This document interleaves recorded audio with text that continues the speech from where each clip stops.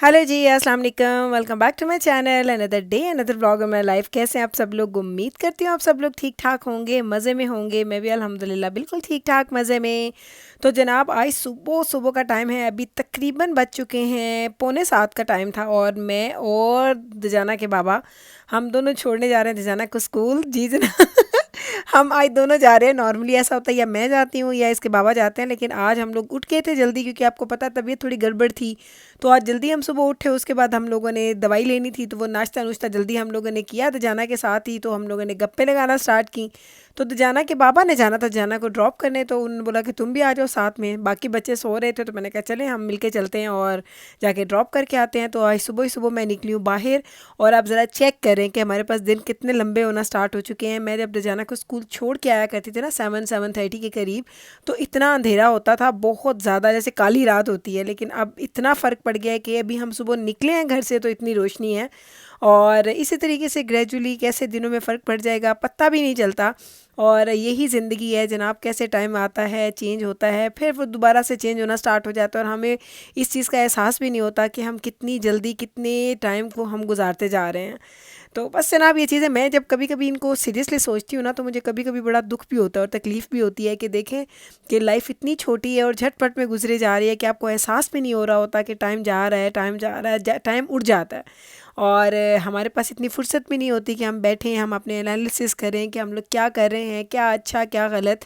तो ये सारी चीज़ें करना लाइफ में बहुत ज़रूरी है। इसीलिए तो मैं बोलती हूँ कि अपने लिए मी टाइम का होना बड़ा ज़रूरी है। वो मी टाइम सिर्फ ये नहीं होता कि आप सिर्फ रिलैक्स करते हैं, बल्कि आप अपने आप को बैठ के अपनी चीज़ों को जज भी करते हैं कि आपने क्या चीज़ें अच्छी की, क्या बुरी की, क्या चीज़ें आप में पहले नहीं थी या आ रही हैं।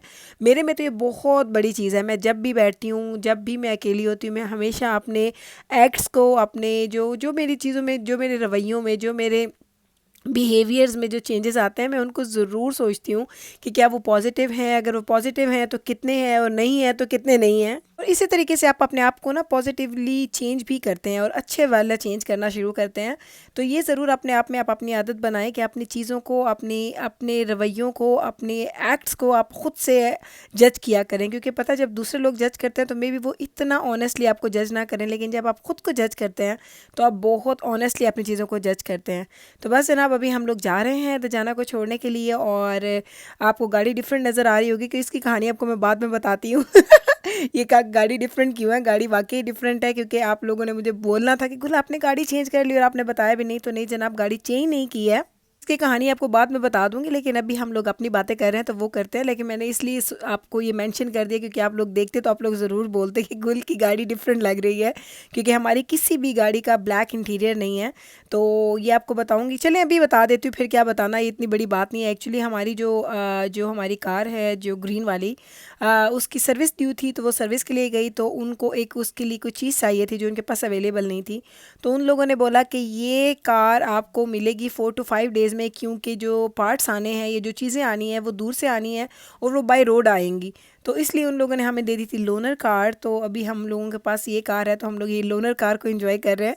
लोनर कार में एक मज़ा आता है कि जब आप, क्योंकि हमारे पास माशाल्लाह एसयूवीज़ हैं, वो बड़ी कार्स होती हैं, तो उनमें आपको एक डिफरेंट फ़ील आता है।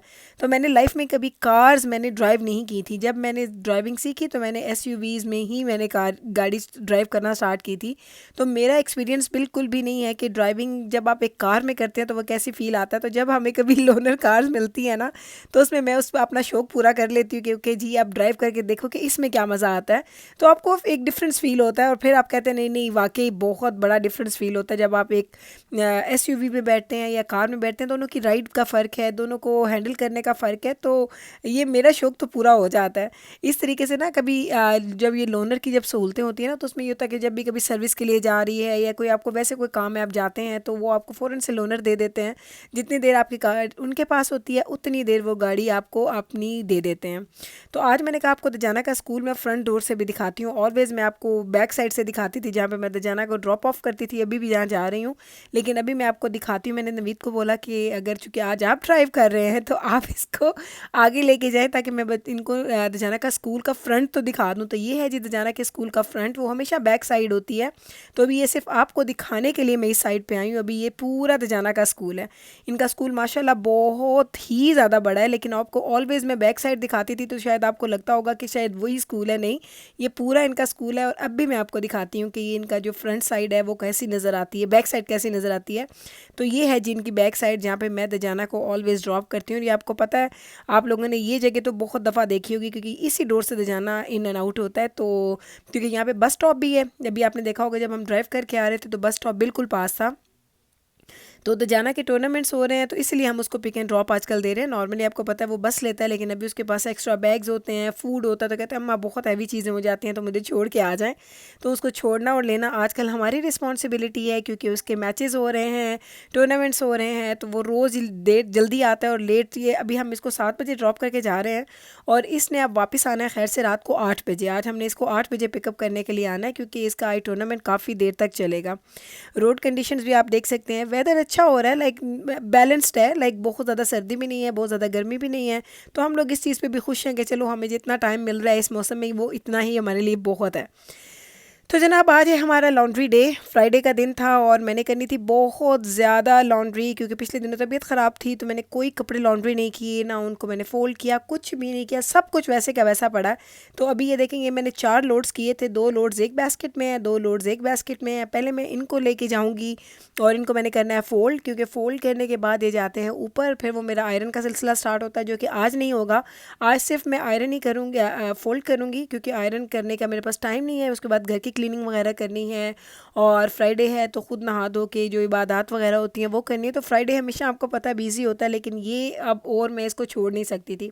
तो ये देखिए अभी मैंने सिर्फ एक बास्केट को मैंने खाली किया और ये सारे कपड़ों को ऐसे मैं पाइल्स बना के रख देती हूँ, एक मेरा, एक नवीद का, एक दजाना का, एक बेब्रस का, एक मीकाइल का, एक जिब्राइल का और सॉक्स का, और वो जो सारी चीज़ें बाकी होती हैं वो मैं अलग से पाइल्स बना देती हूँ।